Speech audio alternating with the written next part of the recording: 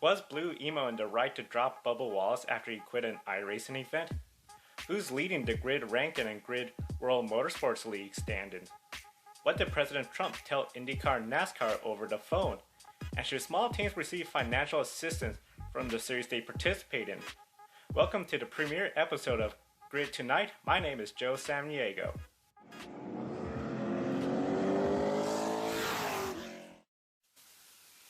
Hello and welcome to Grid Tonight. My name is Joe Samniego. Thank you for joining us. Today is April 8th, 2020. Once again, there was only online simulation racing for short sim racing. Formula 1, IndyCar, and NASCAR all held events with their drivers racing online. The big story from the race weekend occurred from the NASCAR Pro Invitational E-Series race at Bristol, where Bubba Wallace and Blue Emu had a very public falling out. The incident started when Clint Bowyer and Bubba Wallace made contact exiting turn 4. Clint thought he had cleared Bubba and moved up in front of him. After Clint nosed into the front stretch wall, Clint retaliated and put Bubba in the wall exiting turn 2. Bubba commented on his live stream about his departure and he doesn't take virtual racing seriously. Blue Emo replied to one of Bubba's tweets letting him know he'd been dropped. Action News reported that a representative from RPM did contact Blue Emo, letting them know they won't be invoiced for the Bristol race. Bubba finished 32nd out of the 32 starters in the race. We asked on Twitter, should Blue Emo have dropped Bubba Wallace after the Bristol incident? 64% of you voted no, while 36% voted yes. Reminder, you can follow both the Grid Rankin and Grid World Motorsports League on Twitter. The Grid Rankin Week 1 stands were released on Sunday, and for the second year in a row, Scott McLaughlin from Supercars leads the first weekend stand-in. He and Jamie Whincup have the top 2 spots of the Grid Rankin. It is the first time one series has held the Grid Rankin top 2 spots on the first weekend. This of course is more unusual since there hasn't been any racing since the weekend of March 6th through the 8th. Out of the 7 series scorers in the Grid Rankin, only 4 have completed 2 races, the minimum number of events required. Supercars completed 2 races in Adelaide. Jamie Whincup won the first race and finished 5th. Scott finished 2nd and won the second race. This has both of them listed on the top spots. Once more races are run, the Grid Rankin will then more accurately score each driver's performance throughout the racing season. When racing resumes, all 7 series will be scored, and the Grid Rankin will be updated after each race weekend on Sundays following the final event of the weekend. The remaining 3 series to not be scored are Formula 1, IndyCar, and MotoGP. Marc Marquez from MotoGP is the 2-time defending Grid Rankin World Champion. The World Motorsports League was introduced in 2019.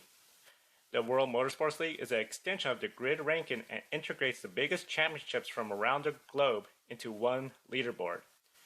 Like the Grid Rankin of 2019, the World Motorsports League came down to the very last race of scoring, where former F1 driver and current Toyota World Endurance Championship driver Kazuki Nakajima outscored the MotoGP champion Marc Marquez by 0.53 of a point, with a score of 22 out of the possible 25 points.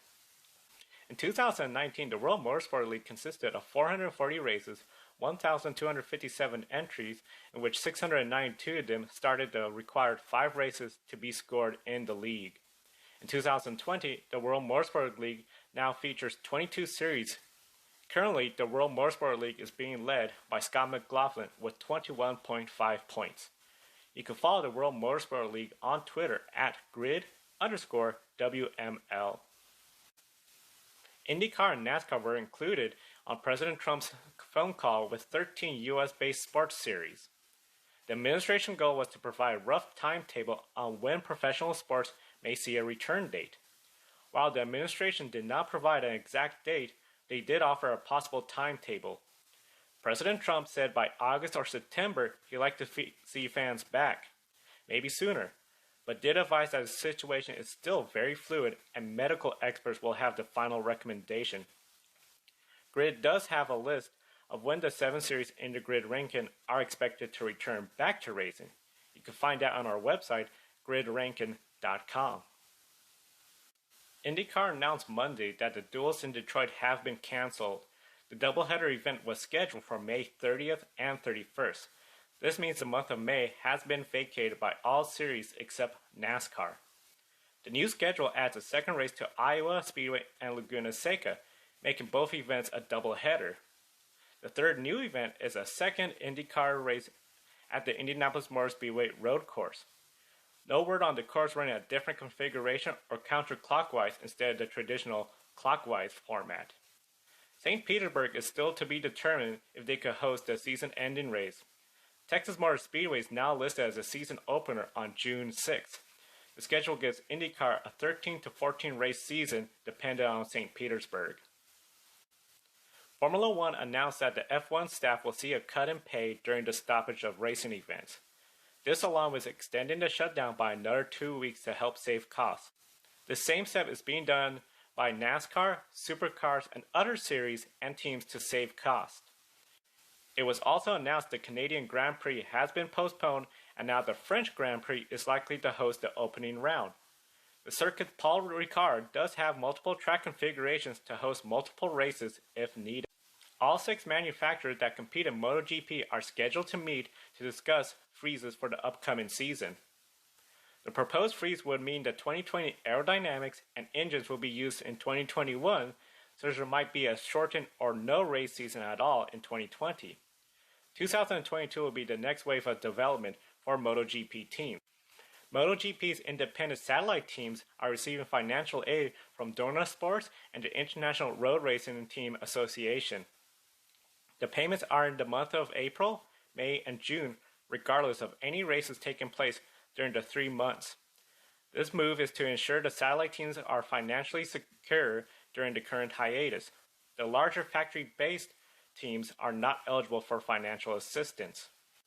For fans not familiar with the term satellite team, a satellite team is usually a smaller team with a relationship with a larger team. The larger team usually has backing from the manufacturer. Such examples of a satellite team with a relationship to a larger team includes Wood Brothers Racing with Team Penske. This allows the Wood Brothers to receive technical support for the team. This was also used to allow Ryan Blaney NASCAR Cup experience prior to his move into 12 team. Haas F1 has a technical alliance with Ferrari, where most of the items come from the Ferrari team.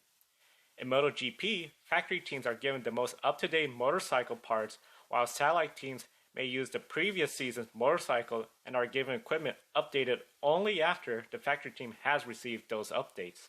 There has been an increase of satellite teams across all series as more and more teams find it as an easier way to get into racing without hiring a big team.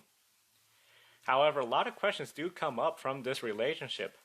One question, Haas has a great partnership with Ferrari, but Ferrari is not likely to get the latest and greatest information.